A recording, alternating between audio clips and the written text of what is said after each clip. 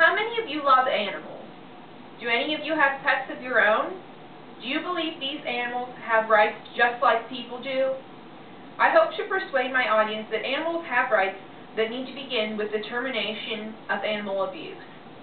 This issue is important to me because I love all animals, and I always have since I was a little girl, and I have a cat of my own, and I couldn't imagine if she was abused before we got her, and I don't know why anyone would want to abuse animals ever.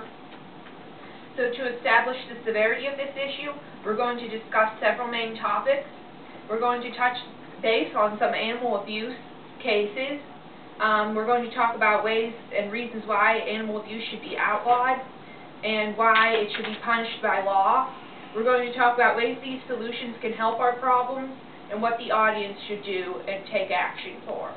So to better understand why animals need to have rights, let's begin with some specific examples of animal cruelty.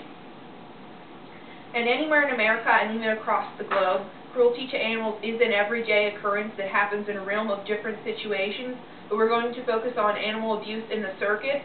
So for some background information, according to PETA.org, Ringling Brothers Circus has their animals perform out of fear, and they use punishment and deprivation. They use whips, tight collars, electric shocks, and bull hooks. And this is an example of the bull hook right here that this man's using on this elephant. It's basically like a fire poker, and the animals, the elephants, can feel like what a bug's biting them, so just imagine how it would feel when they're being hit with this. Most animals are confined to small cages for very long periods of time, and they endure all weather conditions because they're traveling in the box cars, which are, they're not heated, they're not air conditioned, so they're basically feeling whatever the weather is like. And then the animals are also housed in the same cages they eat in, sleep in, urinate, and defecate in. So clearly these animals need to have rights to prevent all this from happening. We're going to talk about some specific cases now according to Defending Animal Rights Today and Tomorrow.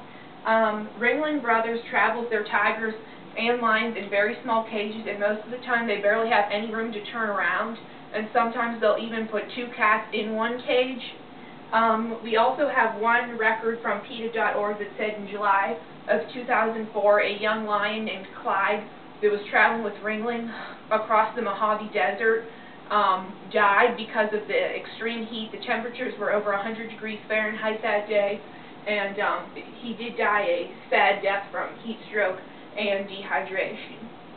So now we're going to talk about the elephants with Ringling, and according to PETA.org, once they're pulled from their mothers, the baby elephants are restrained by 4 legs on a concrete barn or on a concrete floor in a barn for up to 23 hours a day to break their spirits, and they're never allowed to play outdoors. They're chaining a curious and energetic baby elephant for such lengthy periods is psychologically devastating, and the baby elephants endure 2 training sessions per day that are an hour and a half to 2 hours long each, and all the while they're screaming and struggling, and it may take up to 6 months before they eventually give up struggling. And then elephants are chained for more than 26 hours straight, and there are even reports where they're chained from anywhere from 60 to 100 hours. And according to the website Ringling Brothers Beats Animals, the elephants are beaten until they bleed, and they also suffer crippling injuries sometimes that lead to euthanasia. So while these are all serious issues dealing with animal cruelty, having people that support animal rights and who are willing to make the necessary changes and take a stand can help. So changes for reform for animal rights can be handled on a legal level, while individual people can help contribute to the cause as well. So some of our legal aspects include that training, it's really not monitored, which is where most of the abuse occurs in the training sessions, and so there's not much that the law enforcement could do in this case, but there is the Animal Welfare Act in place, according to the PSA Campaign Against Circus Animal Abuse, and the Act establishes minimum standards for how animals should be treated, and it's a very basic law, but the law does get overlooked many times, so it usually doesn't help that much. And while animal abuse can be regulated on a legal level, individuals in the community are going to provide the most significant solutions to the problem. Some of the individual aspects, according to ASPCA.org, include just don't go to the circus. That's the main one. And you could also attempt to cancel circus appearances in your town, and you could do this by writing legislators about the conditions so that maybe a law can be made or something like that. And you could also contact the venue that's holding the event and ask them to withdraw. You could hold protests outside of circus appearances, and you could also attend city council meetings, so you could talk about banning circus appearances in your town. And then, of course, if you go to the circus, you could look for signs of abuse and then report this. So all these solutions provide a possibility for the promotion of animal rights by creating a secure environment for animals. Yet will these methods really be helpful? So these suggestions will help to create a stronger animal rights by protecting against animal abuse and creating a long-term solution that could be successfully carried out. So mainly the goal of all of our solutions was that people will stop going to see the circus, and so many will stop that hopefully it will lead to the cessation of the circus, and they won't have the funds or the money to continue working with the animals, and it will just not exist anymore.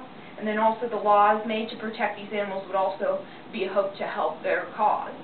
So sadly, we don't have an immediate solution to this problem, yet actions to further prevent the progression of these businesses are going to help if people could help to enforce them. So the animals cannot speak for themselves, and they need an advocate to prevent the further abuse. And the people could advocate for animal rights by contacting government officials, and those would include the law enforcement. Like if you see any abuse, you could contact the police or other animal organizations, and then state legislators, like I said before, could help. You could go right to them and create the laws that would help to prevent the abuse. And also you could contact organizations such as PETA, the ASPCA, and the Humane Society, and these organizations will help to provide more information if you want to look into preventing such things in your area.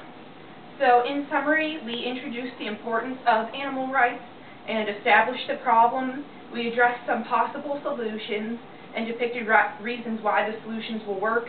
And we also talked about a plan of action as to what could be done now. And while animal abuse does occur everywhere in the world, these animals deserve to have rights. They need food, water, shelter, and a clean and reasonable place to stay. And the only way this is going to happen is if people stand up and support these animals and fight for their rights and for their lives. Thank you.